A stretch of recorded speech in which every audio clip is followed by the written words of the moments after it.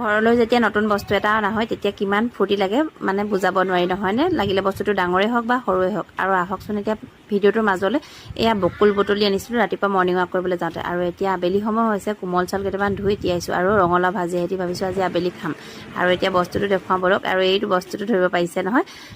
আৰু এইটোৱে হ'ল আমাৰ মানুহজনৰ একেবাৰে হেঁপাহৰ বস্তুটো আজি নতুনকৈ আনিছোঁ, যিটো নেকি আপোনালোকক দেখুৱাইছোঁ। আৰু ইয়াতে ধুনীয়াকৈ চুইং কৰিব পাৰে, যিটো মুভিং কৰা হয়, চুইং প্লাছ পাম্প, আৰু এইফালে পাম্পত ডাইৰেক্টকৈ থোৱা হয়, যিটো নেকি ডাইৰেক্টকৈ বতাহটো আহে।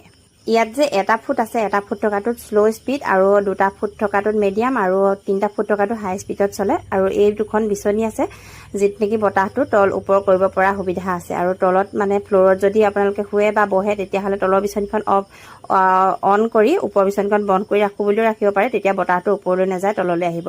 আৰু এতিয়া ধুনীয়াকৈ কোমল চাউলৰ জলপান, ৰঙালাও ভাজি, আমৰ আচাৰ সৈতে এনজয় কৰিলোঁ দেই।